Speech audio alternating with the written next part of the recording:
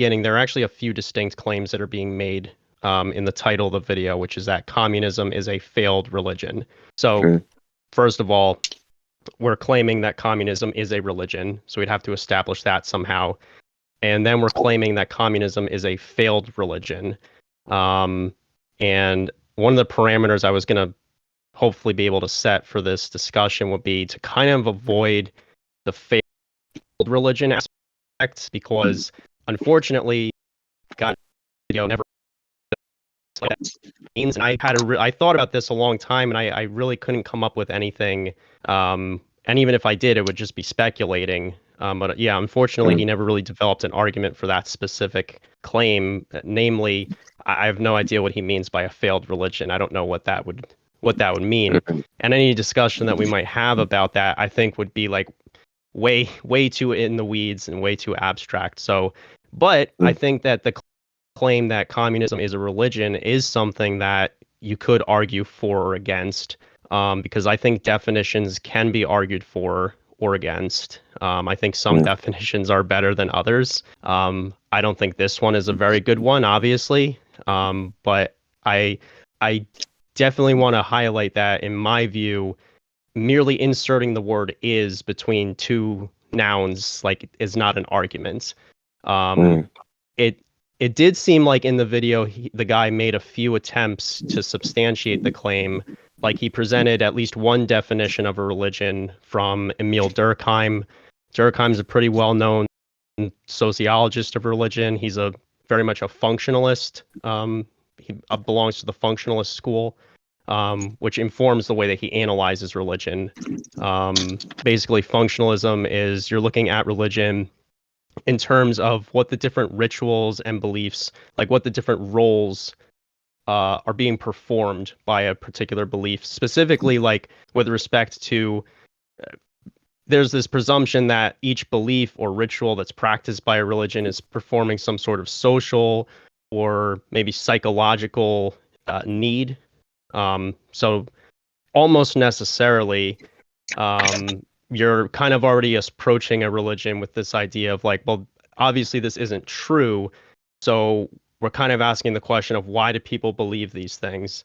Which I thought was kind of interesting to hear that definition offered by the What If Alt History guy, because I don't know anything about his own personal beliefs, but a lot of the video was actually devoted to kind of a defense of religion as being a really important part of kind of keeping society together. So that kind of made me wonder if his beef with communism is really that he thinks it's a religion, or if he thinks that it's just not the kind of religion that he personally likes.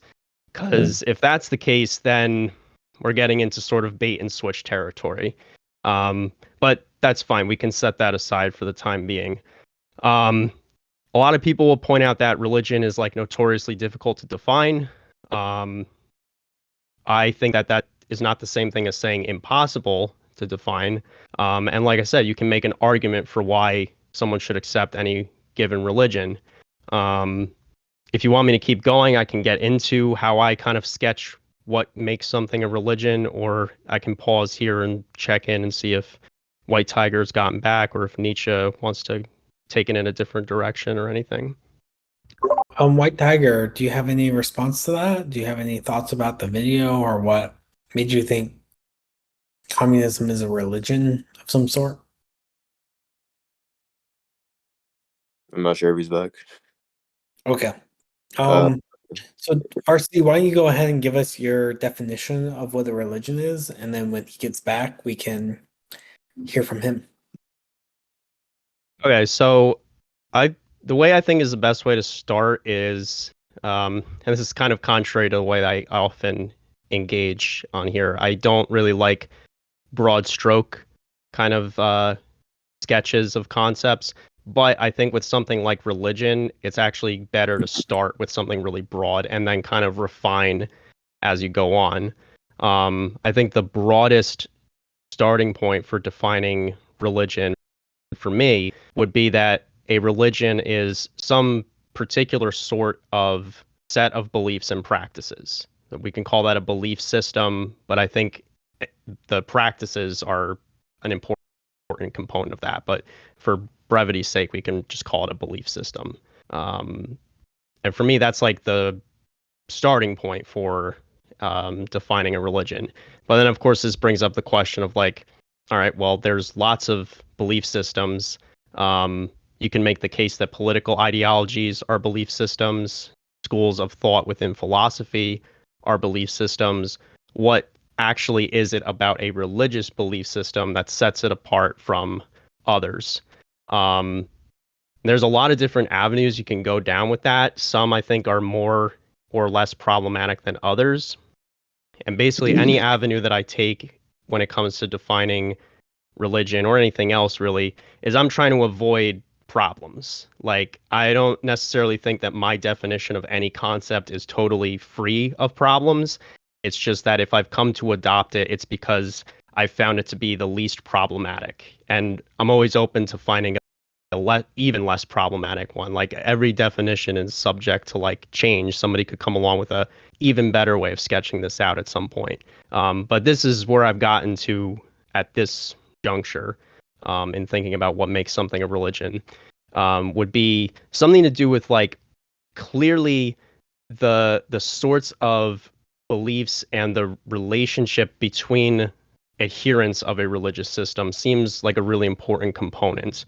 There is a certain kind of relationship that a religious believer has to their beliefs, and a certain function that is performed through that relationship that I think is in some way similar to other belief systems. And I can understand why you might get claims like, oh, this ideology is a religion, or that philosopher is like a religious zealot or something like that.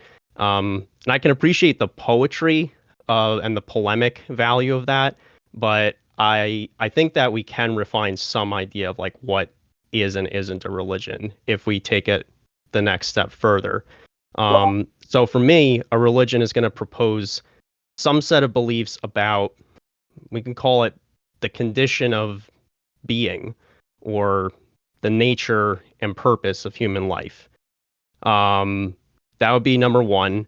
And number two is that a religion is going to prescribe some set of practices, and this is important, practices that follow from those beliefs. So the practices that a religion prescribes are not arbitrary. They're not just thrown in there for no reason. They actually follow from the beliefs that kind of run the system as a whole. So one of the interesting things about religious accounts of like what it means to exist, what it means to be, is they almost always come with a problem. Like, religion gives us an account of what it means to be human, for instance, and that's always going to come with some sort of problem.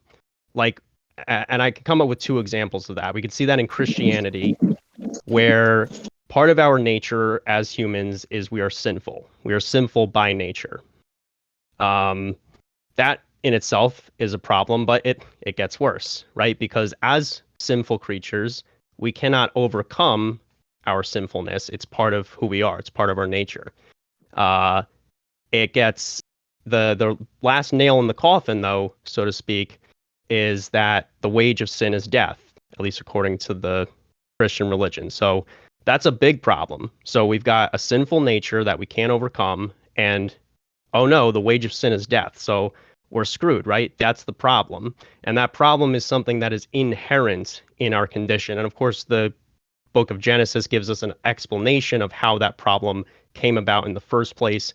You're usually going to see something like that in a religion, but not all. And that's why I leave out that factor of like the explanation part, because I don't necessarily think that actually maps one-to-one on every religion. But what I think does map one-to-one is this idea that there is some sort of problem with being human or being in existence in some form.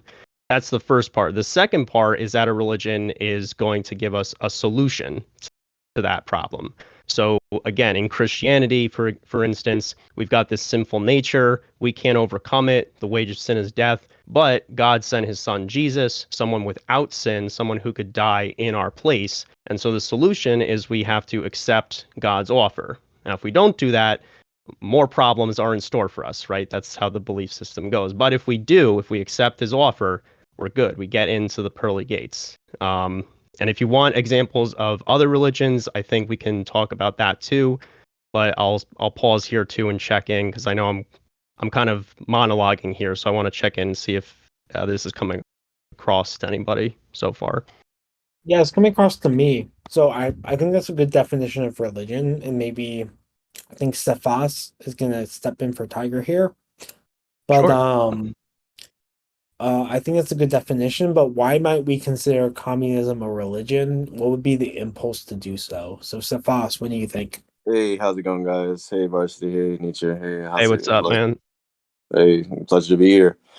So the reason, for me, I personally haven't watched the video fully, but in just going off of how we can define religions in multiple different manners. For instance, you know, for instance, anything can be clean labeled. Like in traditional Christianity, there's a teaching that anything can be labeled a god. For instance, so money can be labeled a god, family can be labeled God, friends can be labeled God, or something. If it's your highest project in life and that's the thing you worship or you cater towards, you revolve your life around. So for some people, communism is their not just a passerby philosophy, but it's their entire way of life that they revolve their way around, and they have a code of ethics. The Communist Manifesto, and from there this idea, this ideal, this utopia is the thing that is the highest project in life. So therefore, it is in that sort of definition, they're God. So if we were to look at it in that way, uh, in what do most religions tend to offer? One is, as you said before, Varsity, is a solution towards a catering problem that most humanity tends to face, and not one is for communism, it's poverty or some sort of way of thinking. And what should be the highest project for a communist, which I would say it's equality between everyone economically and socially. So from that point of view, they admire this sort of ideal society as a form of God as well, or you could say their prophet as well. Since we want to go into very religious symbology, is Karl Marx, and what was it? And the fellow authors of the Communist Manifesto, I forget their names. Forgive me. Engelhard, I think. Englewood. Yeah, Angles, Marx and Angles. Marx and Engels. Okay, thank you. But from that point of view as well, uh, uh, I think most, if you were to look at it like state, there are multiple schools of communism. Versus state communism believes that you use should should have like a sort of like state sponsored a like atheism throughout the state, almost as though it's something like there's no need for religion and communism is the only answer that can provide. Therefore, it's the only right answer.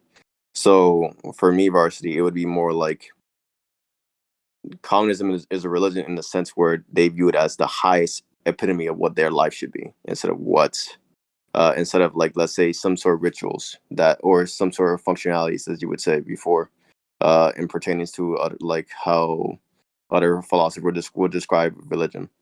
I don't know if that makes sense, but I tried to Yeah. elaborate. No, I mean, well, a lot of points that I think I would take a different angle on came up, Sure. but I think we are moving in a good direction because it sounds like you're setting aside maybe like in the video there was a lot more emphasis, not really substantiated, but a lot of emphasis on this connection between rituals and the behaviors of some communists. Sure. It sounds like you're kind of setting aside that, like maybe that's not really the important No. similarity. Maybe it has something to do with the beliefs themselves. And if that's Yeah. true, then I'm on board with that because I think that's a much Yeah. more interesting direction to go down. Okay. Mm.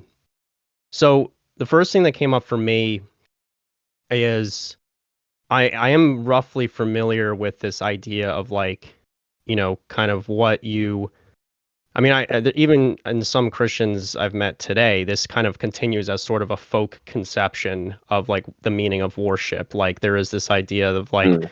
um, whatever your attention is directed towards primarily is your God, right? Yeah. Because there's that line. I mean, would you say that that line about how you can't worship God and money, you have to pick Yeah. one, like that's kind of informed by this idea, right? Yeah. You cannot have what is it?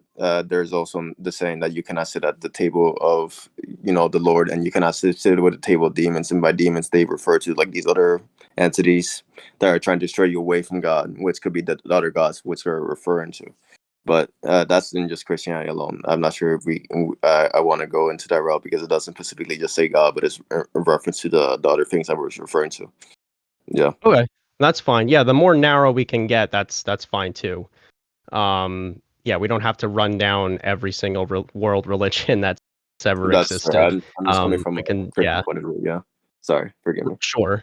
Um, so in the interest of like, keeping the conversation going, let's say that I'm okay with that definition of worship. I say, all right, that's fine.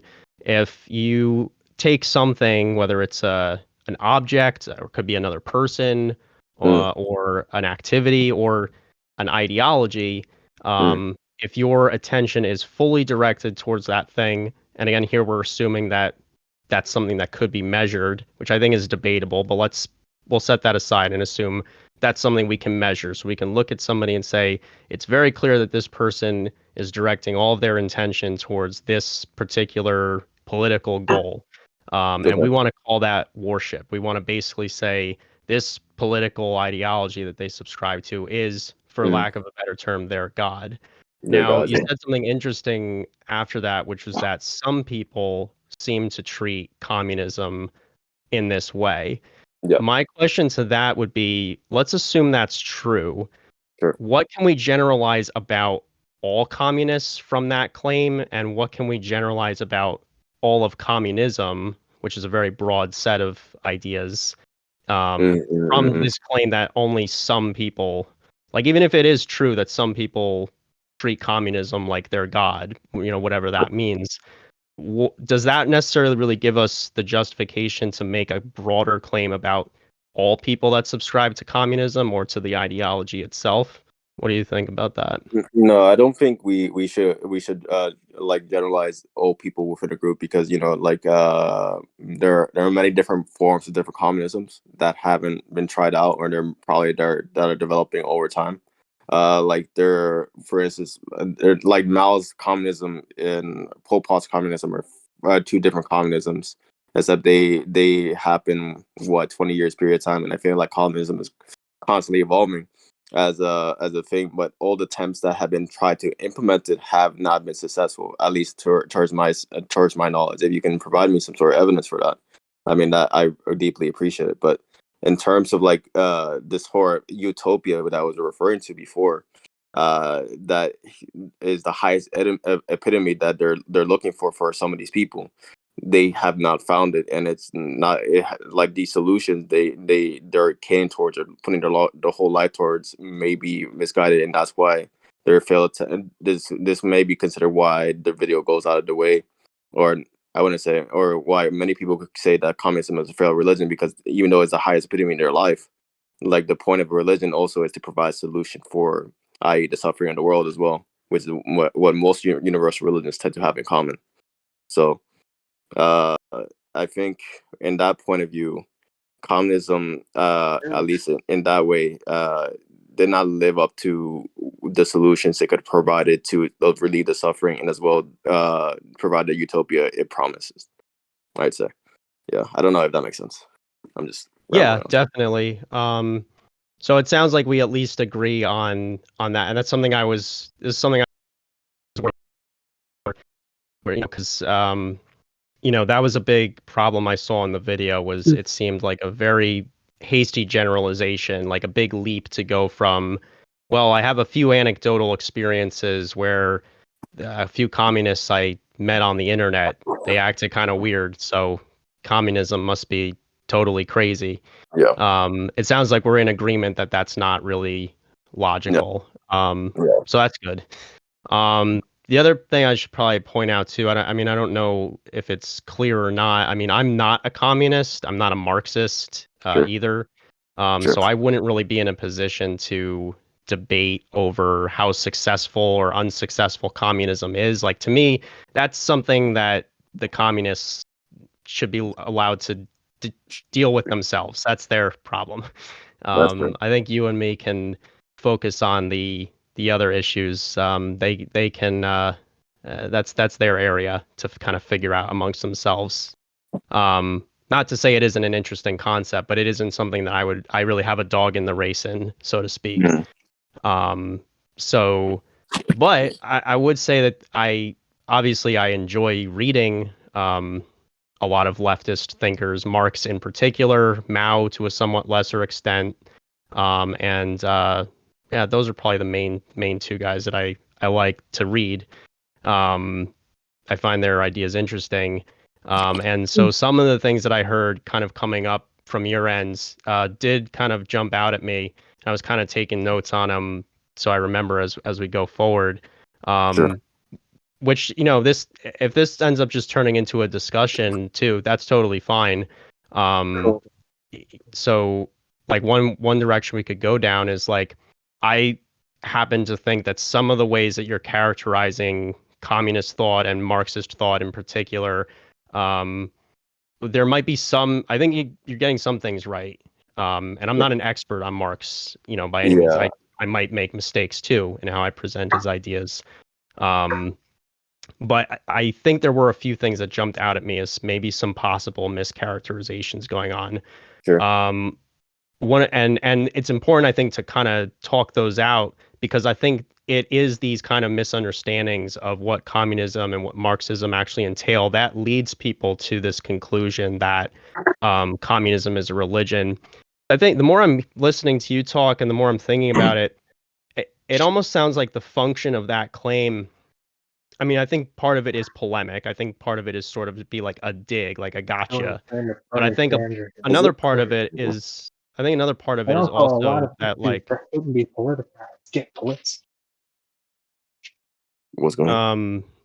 I think another part of it is trying to capture this idea that Marxism or communism are trying to actually answer the same questions that religion is, and I actually think that's totally false. And I think some of these misunderstandings kind of contribute to that reading, though. Like you characterize the Communist Manifesto as a code of ethics. I would probably push back on that. Okay. I don't know that it's because they provide how to live their life. Is he it's more cutting out for anybody? Varsity, hello. You were kind of cutting out for a second. Yeah, at least on my for end. how long? A few seconds. Oh, okay. All right. I didn't hear you cut out, so I think that was on your end. But go ahead. Also, the White Tiger, that person able to talk now, or should we, or is he switching debates too between Varsity? I'm fine with either responding to Varsity's point. Yeah. I wasn't going to debate at all today, but I was like, I might as well just pitch it for my friend for right now. I don't mind, but I'm gonna turn my camera off per Maximilian's suggestion. He's tired of looking at my beautiful face. It is indeed a beautiful face, but let's go on. So yeah, the idea that the Communist Manifesto is like a code of ethics, I don't think that's really accurate. I don't think that, and this is actually something you could make a case against Marx for. This is something that people have an issue with, is that Marx is more or less kind of quiet on matters of morals and ethics. It's not really his area of interest. He doesn't write very much about. Sure. He's not approaching the problems in society from a point of, well, even that's controversial to say. There are different views on that, which I think speaks to the complexity of saying like a broad sweeping statement about all Marxists or all communists. We're already seeing a problem with that, because even amongst Marxists, this is something that's debated, even amongst themselves. But I don't think it's controversial to say that the manifesto is not organized around. It's not like the Nicomachean Ethics kind of thing. Yeah. Trying to map those two one to one wouldn't really. I don't know how successful that would be.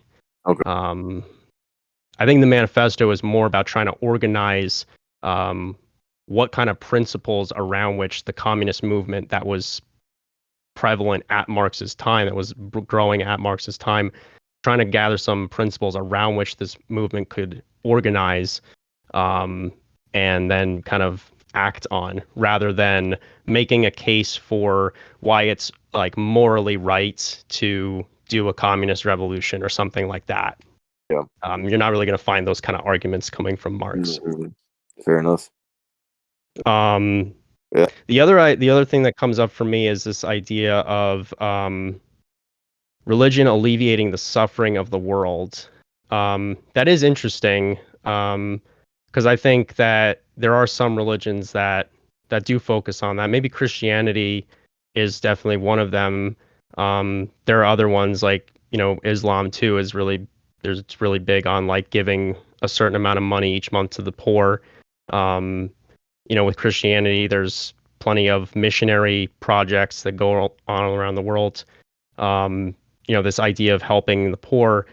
However, while I think that's true, however, I would also submit that there is something extra that religion is trying to do that I'm not sure Marxism is trying to do. Like, religion is also, like Christianity in particular, is also trying to alleviate, the suffering, or, well, try to prevent the suffering of the next world, right? So it's not just about doing good things on Earth and stuff. Like, ultimately, there is this idea that there's an afterlife, and that what we do while we're alive here is going to influence where we end up, in step two.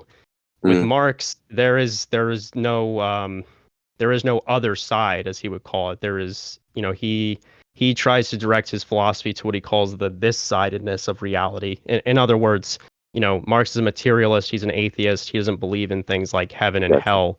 So I think that Marxists are trying to alleviate suffering, if to whatever extent we want to characterize it that way. The kind of suffering they're trying to alleviate is very much suffering that is in this world, and also more importantly, the solution to that suffering is also going to be born out of the material world. So they're addressing problems in the material conditions that people actually live in. Marx is very very antagonistic towards the idea that that merely trying to change people's thinking or trying to change people's attitudes towards their conditions is sufficient. That would be more of an idealist kind of approach, which not exclusively, but very largely you do see in religion. That would be a big difference maker, I think, too, is that much more so in religion than in Marx, you're going to see this idea of like, well, it's not really a problem that you're going through this, unpleasant experience of sickness or poverty or something like that. It's somehow this is part of God's plan, kind of thing. I'm not trying to make a generalizing statement. I know there's plenty of people religious that would even take issue with that, and that's fine. But I trying to make is that is completely absent in Marxism. Like, there is no there's nobody coming to save us, right? That's very kind of antithetical to revolution wouldn't be necessary, right? Let's move on to Cephas or White Tiger's response to that. Sure. I mean, well, I don't like, for me, like I was kind of going in and out the room. Like, it's I got some gist of what you were saying, but I think maybe I did miss. I appreciated, Varsity, that you pointed out that it is not necessarily a code of ethics, but I was using code of ethics as as something that came automatically to my head as a doctrine that will tell you to go to take some sort of action in a specific way. So I believe that one of the first the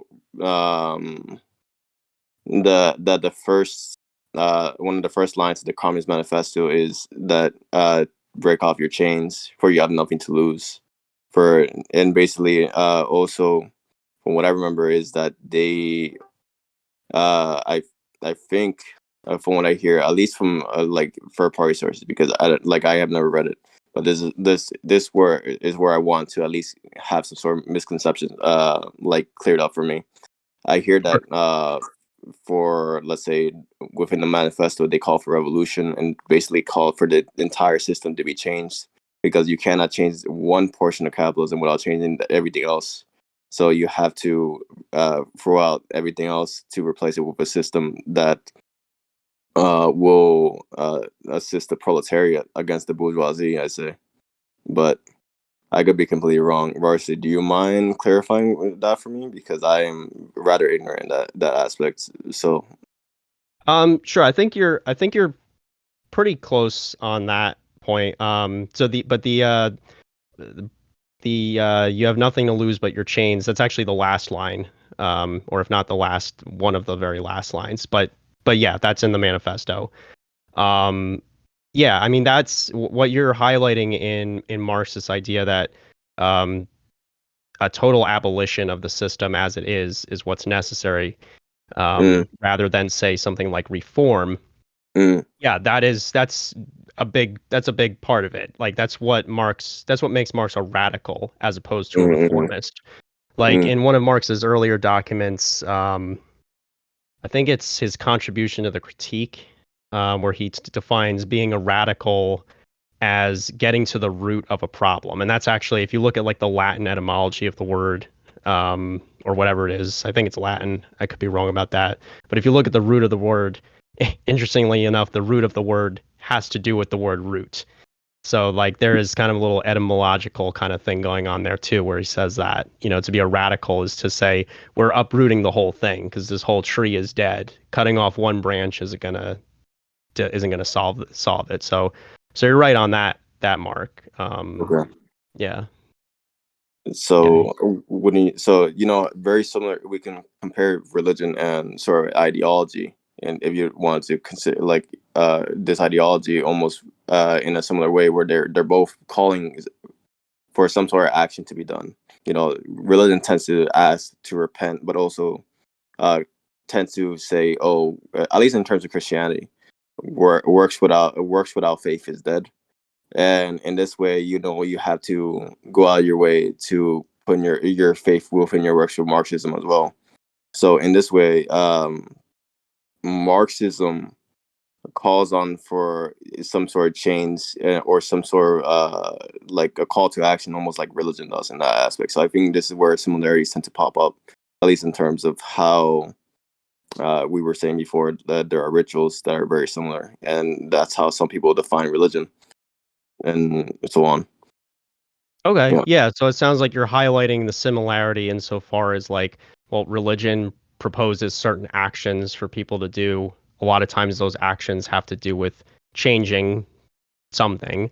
And it seems like Marxism is also, I mean, it's a revolutionary philosophy. So it sounds like changing things is going to be a big part of that. So maybe there's a similarity there.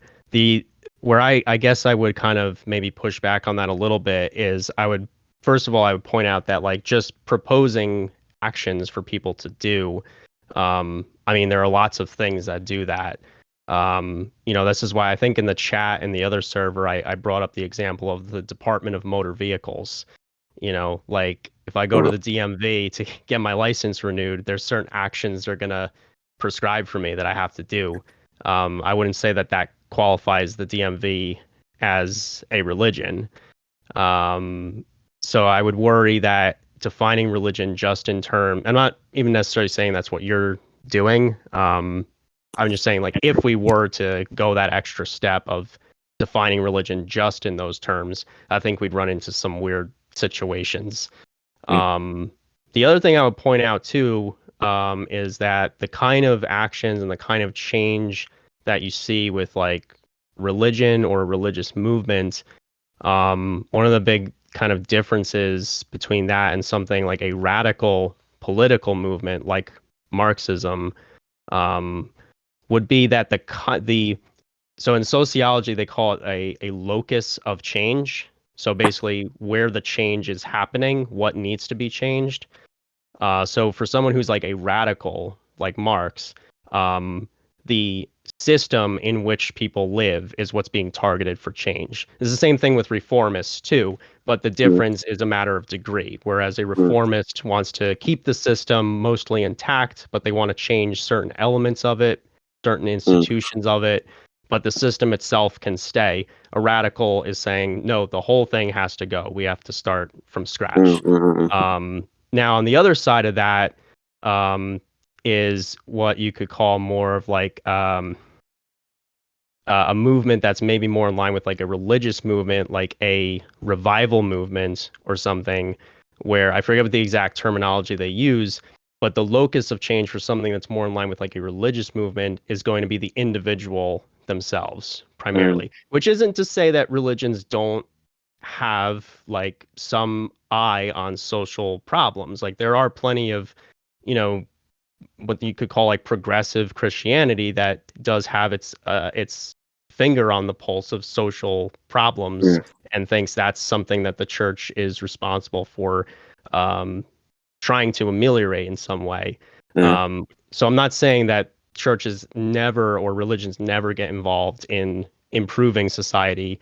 I'm saying that at the end of the day, generally speaking, it is individual change that you're going to see. And even when there are exceptions to that, you're not going to see the corollary to that in like the radical. So like, you know, a radical philosopher like Marx is not he is not writing to an individual person. I bring that up because that's a mistake I made when I first started reading Marx, right? Because I'm reading Marx as somebody whose only exposure to philosophy at that point is primarily like existentialism, where, you know, existentialism very very flattering to the individual, right? So you go into Marx with that kind of attitude, and I find I'm reading him kind of like a psychotherapist almost. Like, oh, Marx is talking to me. How can I take these ideas and apply them in my life? And while I think there may be a place for that, I think it's also important, like, you know, to keep in mind that that's not what Marx intended his work to be. And Marx was writing to groups of people, not to individuals, not prescribing individual people a way to organize their day or, you know, even necessarily improve their, you know, psychological conditions or anything like that. For Marx, it's kind of like we can't even really make improvements in those areas until we treat this bigger root problem, which is capitalism, you know, and then we can do all that kind of self work if you really want to. But that would be a big difference for me. Is the locus of change, I think, is very different between religion and Marxism. What do you think about that? All right, Cephas, White Tiger, if you have a Okay, response. sure. So basically, do you remember? I'm gonna make a callback to what one of our former like our first debate between our servers, you know, between AlphaCat and Nietzsche. Basically, AlphaCat had a whole system that was completely you know encompassing for Islam, and you know she would have to say that entire secular societies, entire secular governments would have to change primarily because it would be befitting of that of a religion. So in that way, we can still compare like this sort of large scale governmental change or political or like systematic change, even in terms of religion. So it still compares, honestly, at least in my head, in that aspect. So we could still have like this sort of doctrine that entirely changes an entire system that's a, and says that there's a solution to the root problem of this system, I would say. Cephas, Well, I think even in that, I as a moderator, I want to pick his brain for 1 second because I think go for it. Go. So clarify, are you saying that like any systemic change to a already like Okay. status quo kind of system is a religion? Is that your No. What I'm saying is like what we're doing is we're trying to compare. He's trying to differentiate. And I'm still trying to compare. And one like the thing he was trying to differentiate from, I still think you can compare with a different religion. But and that way, like they're still similar in a sense where like communism in that aspect can still be compared to religion in that way, shape or form. I'm not necessarily saying that that communism. I mean, I'm just trying to see where this person, where people who have this idea that communism religion is coming from, and just trying to elaborate on that. And I'm still trying to see how they would still compare. I'm still trying to poke holes through the whether or not it tends to hold up to scrutiny. Right. I was trying to see where the analogy was for the audience. So, Varsity, you want to respond to that?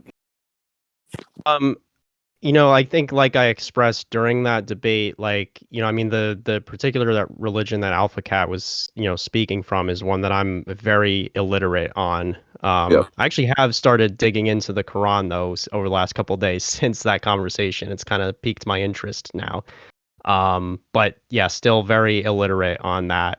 However, I think what I was able to glean from kind of the position she seemed to be arguing for is she seemed to be arguing for some kind of theocracy, which I would describe as a system of government. I wouldn't necessarily say that instituting a theocracy is in and of itself a defeater for the idea that there is something distinguishable between religion and government. I think just because we can have a government where there is one religion that is sort of in charge, I could be wrong on that. It's not something I've thought very much on, but that would be my intuition at this point, would be to say that I don't think that's a defeater for that distinction being drawn. But I could be wrong. Yeah. Interesting. Do we have another point we could talk about? Because personally, you asked about where do I think I mean, and if you have something to respond to this, that would be cool, and then maybe we can go to questions. Sure. I guess this could be kind of my final thought, because I think that is an important question. It's what motivated me to want to do this discussion. This question of where does this idea come from? Clearly, it comes from someplace. I don't think people are just sitting around and out of nowhere this idea pops in their head. Yeah. Oh, communism is a religion. Yeah. I think there's a lot of explanations I could offer. And one of those would be, I think, a big part of it is I think it has to do with the way communism and Marxism are presented in certain circles, particularly on the internet. I don't want to be the guy who says, oh, you don't understand this because you haven't, I'm not speaking to you, I'm saying the royal you. If I were to sit down with the guy who made this video, for example, I would hate to be the guy to say, well, you don't understand this because you haven't read enough of Marx.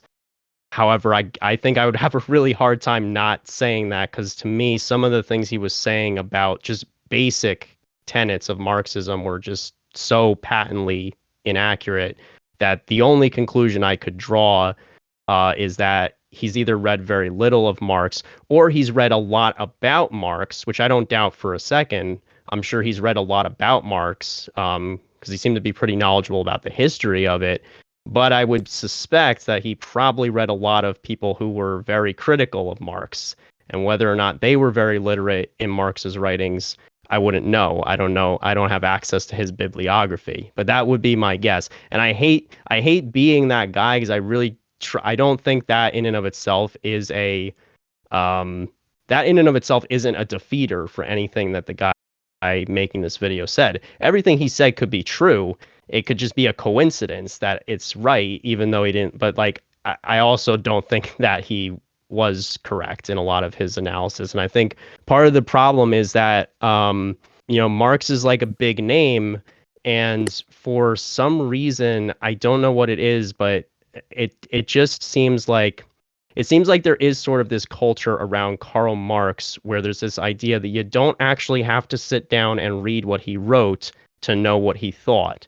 I'm not really sure where that idea comes from, because that's not really true of anything else. I'm sure you would probably agree if somebody sat down and tried to tell you a bunch of stuff about what Jesus said, and they tell you they've never read the Bible. I would imagine your eyebrows would probably raise at that and be like, well, you kind of have to read it to know what he said, right? Yeah. So I think ultimately that is what comes down to it. However, I would say that the solution to that is not to respond with, like when, there was a lot of polemical elements in the video. There's a lot of, kind of personal slights, personal insult kind of stuff. I don't think the solution to illiteracy on Marxist thought is to respond in kind.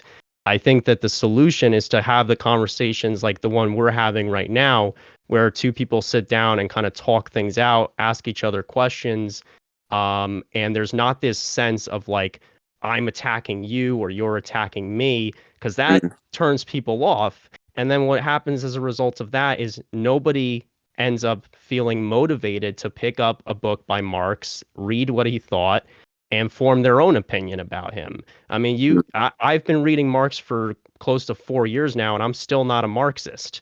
So to anyone out there who is afraid that they're going to get brainwashed or something, don't worry, But at the same time, I think part of being a critical thinker is being open to your mind being changed. I still remain open to the possibility that Marx could win me over completely one day.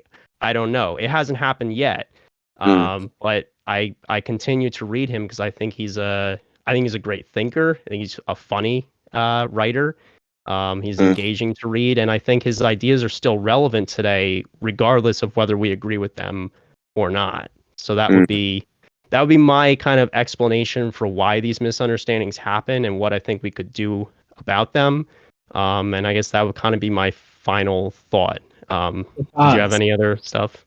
Yeah, Cephas, can you give us maybe your takeaway from what Varsity said and maybe your opinion on this, and then we'll go to questions? Sure. I think when I'm very first, thank you everybody for coming by. First, I'm very grateful that we can come together as two different servers and have this discussion regarding this topic. I was expecting me to talk, but I still want to represent both our servers in a good light. So thank you guys for coming. Personally, I'm very thankful to Varsity for pointing out that Marxism is not a code of ethics, but for me, I would still define it as a doctrine. But also, the fact is that Varsity is right. Communism to this day has this sort of long sort of appeal towards people, and it's probably because their capitalism has not, or many different things in life have not provided the solutions that communism has for certain groups of people. And maybe if personally I'm currently reading The Wealth of Nations, but when I get around to reading the Communist Manifesto, which is I feel like should be in order, maybe I might change my mind about many different things. And if you guys have any sort of Marxist literature you can recommend to me, or any sort of communist references you can lend to me, I deeply appreciate it. Thanks for coming. I had fun. This was a really great conversation. It didn't I didn't end up talking to the person I thought I was going to, but we've talked a few times already, and I thought it was great. Yeah. Oh yeah. I was surprised myself. I was not expecting myself to talk, honestly. But, Well, you did awesome, Cephas, and I'm glad that you jumped in. Does anyone have any questions or comments? Do you want to recommend Cephas literature? You want to critique Varsity's opinion on Marxism? Anyone want to jump in and become part of the discussion? Go ahead and unmute. You're free to do so.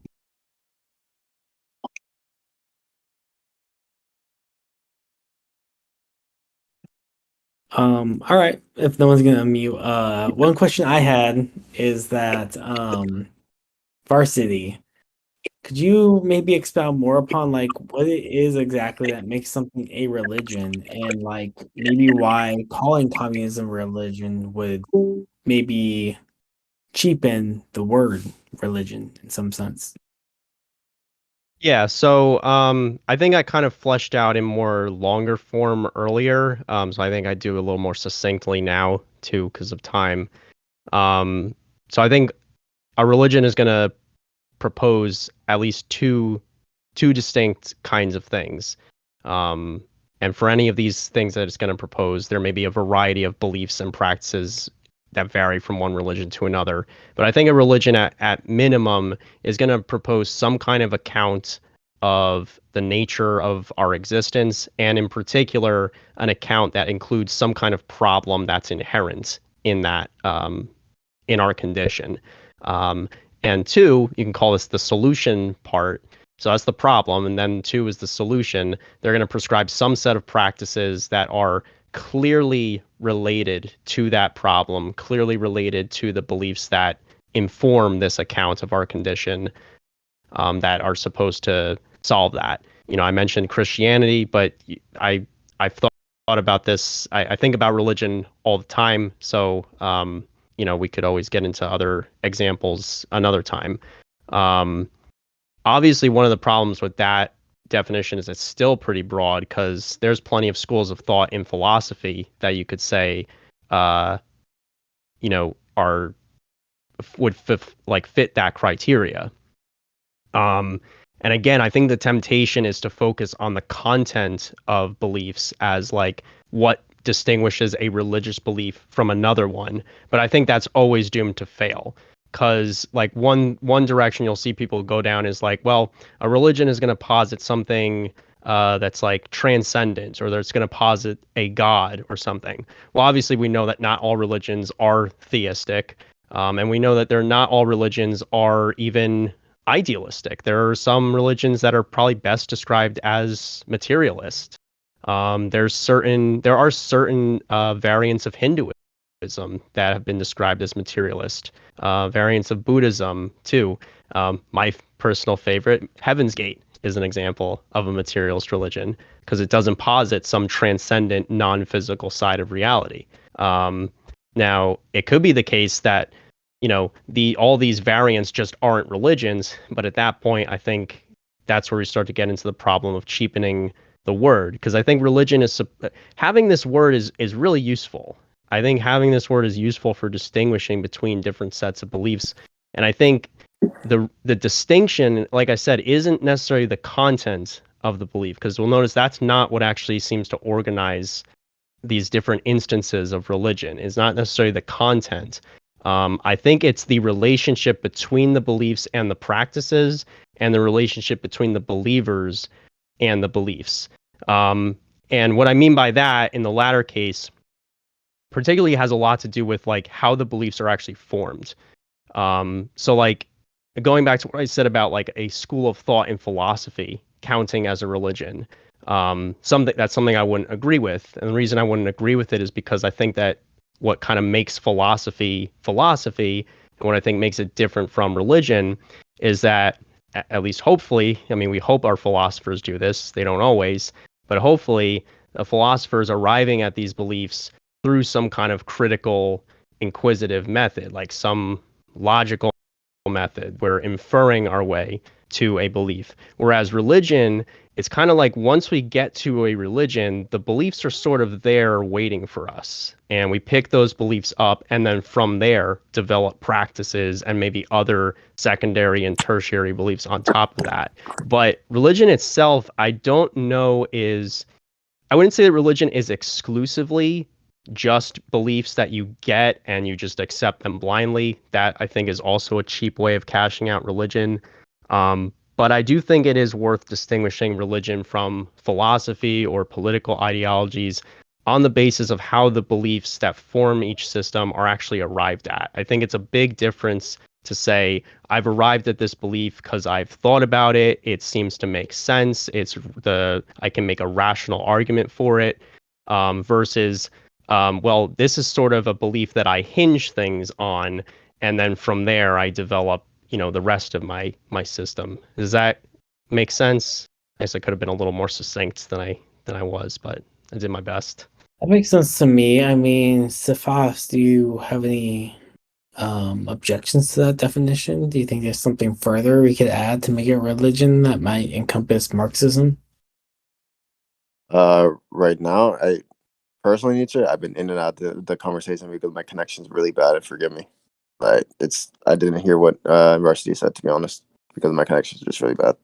Oh no, you're good. I would say that I think you're encapsulating what it means to be a religion for the most part. Do you think that maybe there are well, I mean, the question to me that jumps out would be, are there branches of Marxism that might be religion-like enough to make people think that it's a religion, whereas there's maybe certain branches that act religion-like, and that confuses people. Like, to me, the thing that jumps out is Marxist Leninism, and like they kind of have their doctrine of Diamat and like their prophets of like Lenin and Stalin and Mao, so to speak. And they want to take Marxism, which is more of a philosophy, and turn it into something that's a pseudoscience, aka a religion. Mm. Yeah, Yeah. I mean, go for it. No, go ahead. Go for it. I mean, No, you can go. personally, I remember reading uh a bit about, like, let's say Maoism. I would say that, let's say, Mao had this idea that he could repaint human nature, almost like you could erase things like a pencil, like words on like a piece of paper, and he could restart everything else, and he felt almost like a god in his own way. Or we could say, like, let's say King Jong Un, his or the leaders of North Korea devout themselves to their beloved leader as a god in that way. So in that way, communism in that aspect is considered religion, because Kim Jong Un is literally a god in their aspect. But uh, I'm assuming there are different areas of communism that can consider a like one of their leaders or one of their prophets more as a head figure that they should abide by, and that they are the right version of communism, almost like they're different sectors of different religions and they have the right version. So I don't know. I think it's very comparable in some ways, where uh, these different sectors will try to uh, play God and try to say that their version is um, this I don't want to say code of ethics again.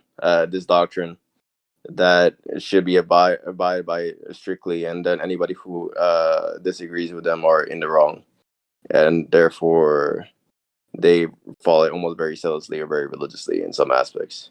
But for me personally, other than like the Kim Jong Un scenario, I personally don't can't name off any off the top of my head. Varsity, what about you? What do you think about? Do you think Marxist Leninism or like Stalinism, Maoism might have some features of religion, or do you think that's a step too far? I would be interested in hearing the argument for that. I think at this point, I don't know that I would push back as hard on that as I have with like just the blanket statement communism is a religion, because at this point we're getting into like, okay, let's talk about specific tendencies.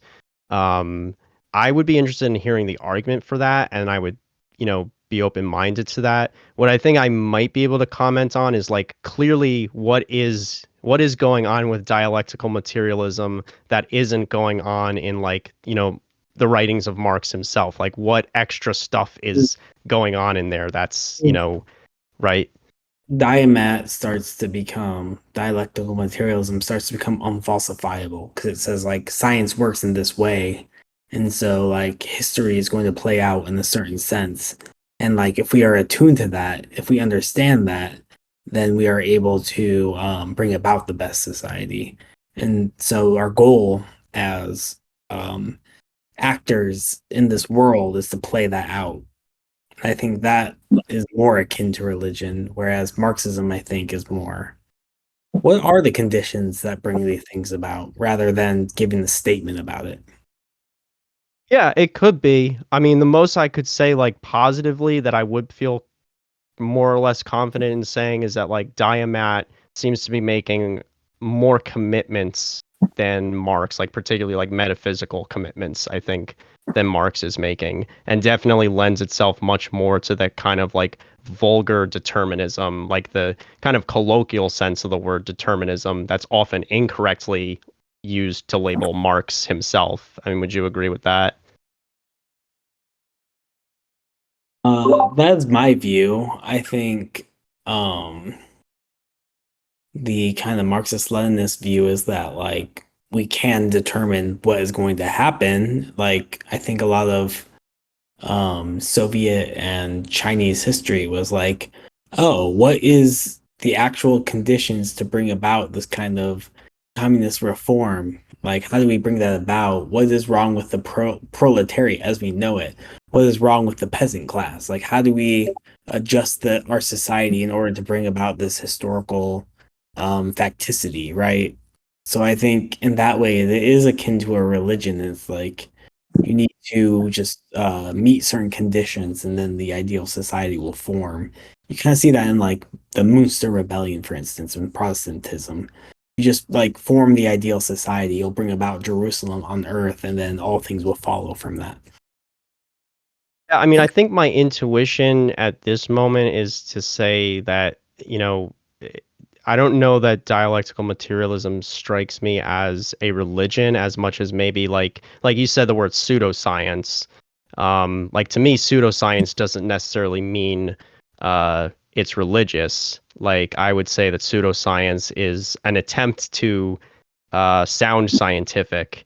Um, you know what and maybe even attempt to be scientific, but maybe just not successful at it. I don't know. Like I said, I would be open to hearing the argument for dialectical materialism specifically as a religion. Um, but I think my intuition at this moment would be to say it still seems like it's trying to be scientific. It seems to me like it's not trying to be a religion. But like I said, that's something I think I'm a little more malleable on that position, maybe. All right, fair enough. Would anyone like to unmute and ask a question, or should we go ahead and just end the recording? I'll give maybe 5 minutes for people to come up with a question. Question. All right, we have a question.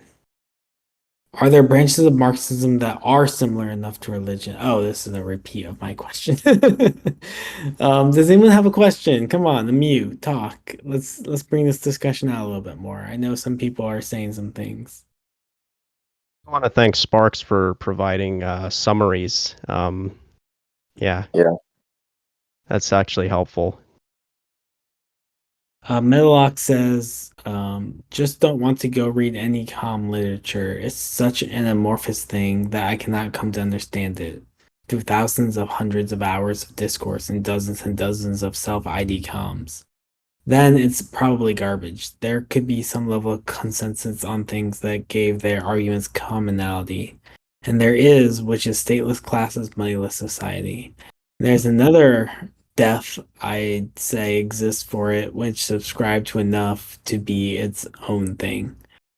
So I guess his argument is that like communism is too broad and nebulous for anyone to talk about. What are you guys about that? I almost think he's saying like we have enough information from the testimony of communists themselves, you know, like maybe pushing back against this idea I have that like if you want to comment on Marx, you have to read Marx. Is that kind of where you were going with that, Meta?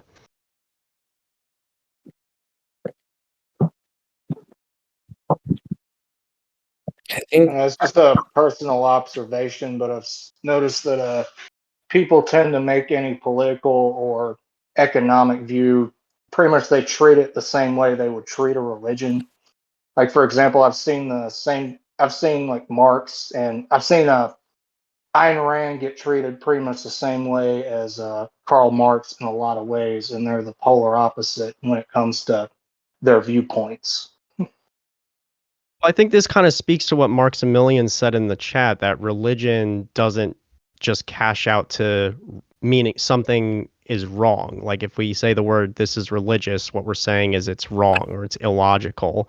I feel like that does cheapen the meaning of the word religious. Although I could be biased in there because if it's not clear, I'm more sympathetic to religious belief than I'm opposed to it.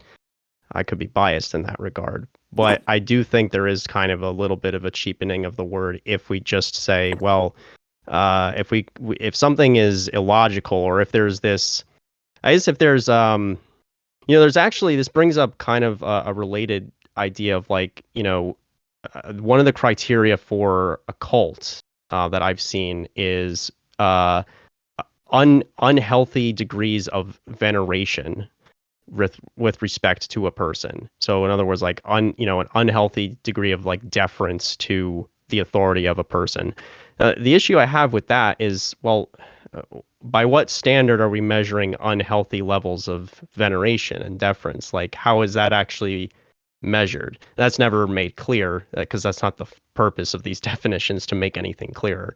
But like, so I would be interested to hear, like, if that's all we're saying, like when someone treats Ayn Rand like, with absolute deference, or someone treats Karl Marx with absolute deference, the question I would always ask is, how are we measuring that? And also, are we sure we're actually engaging this person in good faith? Because like that presupposes that I can actually read somebody's minds, and know that they haven't arrived at their appreciation of Rand or Marx or anyone else through the same logical process that I might arrive at my own beliefs. Like for me, like part of charitably interpreting someone else's views is assuming that they've used the same logical process that I have. They just have arrived at a different conclusion, and I can take issue with the actual application of their logical inferences. But to just go in and assume that like they're not even trying to be logical, they're just blindly accepting it on faith,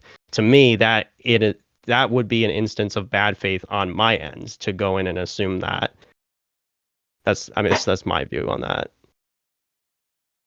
So I don't know how helpful it is to use this term in discourse, because I think it's so loaded with like this kind of accusatory, this applied accusation, that I'm not sure.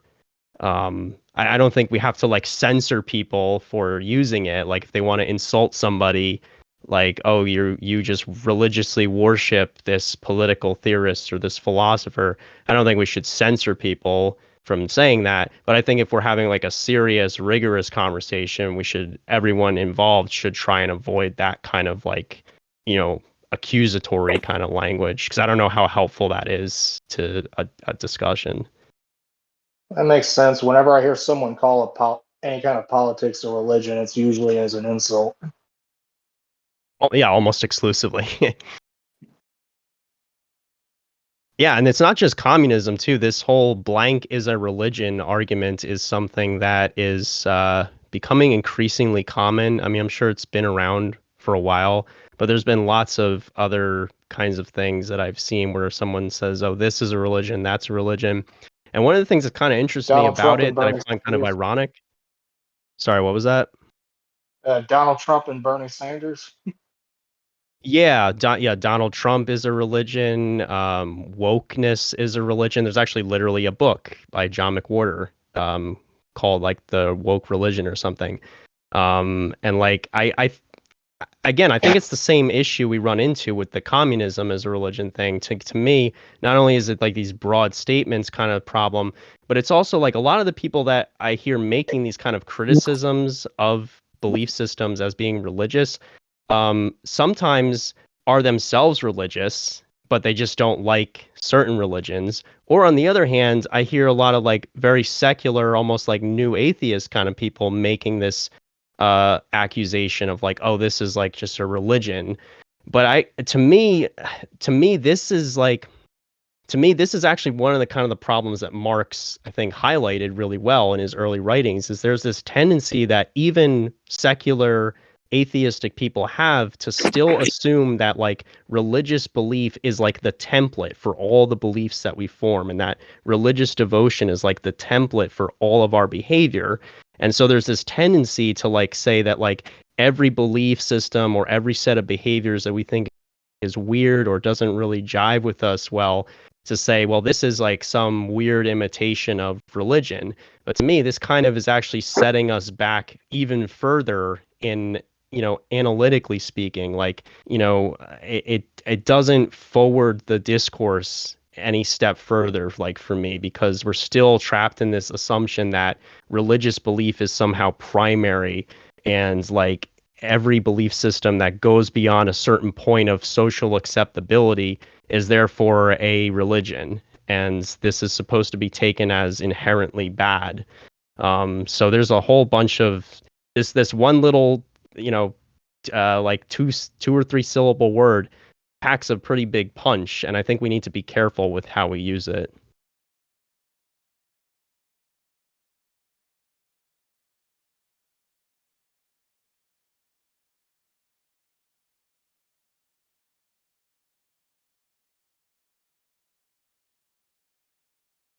Hey, I mean, I think we've come to kind of the end of our discussions. I'm going to go ahead and end Craig if anyone wants to keep discussing this. I think ultimately what we're coming down to is that pretty much everyone agrees that this is kind of a cheap rhetorical trick. It doesn't say much about the ideology that you're specifying. It's kind of offensive to both Yeah. communism and religion. So maybe it's best not to do that. So I mean, Cephas, how did you feel about that conclusion? I thought it was an interesting conclusion, to be honest, but I personally just want to end off at this note. To be honest, I don't